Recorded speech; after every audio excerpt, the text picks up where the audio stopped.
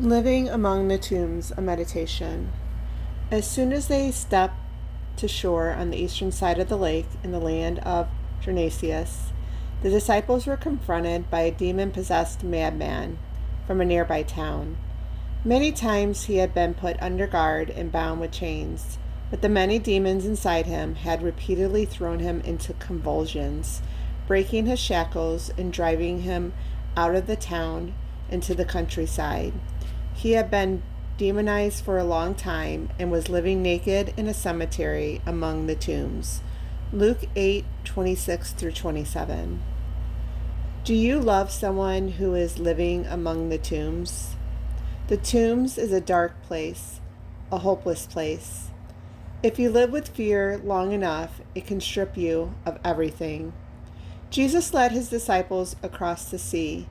They had given him their fears while Jesus had been asleep. They had learned that he had the power and authority over the wind and the waves. They made it to the other side and immediately were confronted by a demon-possessed man. They had witnessed the power of being freed from their own fears. Now they were going to witness the power of a man being freed from his own demons. Not only does Jesus have the power and authority over nature, but also over demons. I will never forget the day my son was freed from his inner demons and found his way back to God. His transformation, so dramatic, it took my breath away. It was something I had been praying over him for years and years, yet when that moment arrived, I had given up all hope. God has a way of showing up at the 11th hour. He shows up in the most unexpected ways. His timing is truly perfect. It was his timing that grew my faith.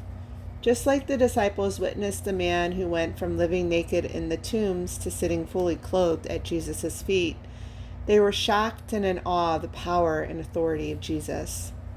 For years, I had lived in hell with my son, and for years, my mom hadn't seen or talked to him. It was during this time that my mom's body was preparing to die, though we didn't know that at the time, but God did. My son found his way back to God during this time when my mom passed away, and he was able to see her once again. It was God's perfect timing and a comfort to me during a time of deep grief. To see my son sitting at the feet of Jesus drew me closer to the feet of Jesus. For I had lost my heart from the pain I had endured with my son.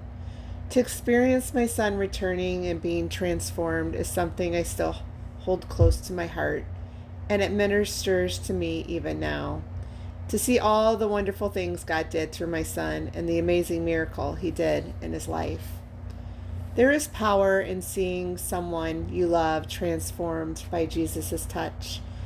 Maybe you have someone you love who is lost. Maybe they are living in chains.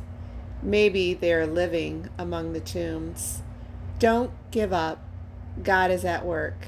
Get your heart ready to receive an amazing miracle and to see all the wonderful things God has done for you.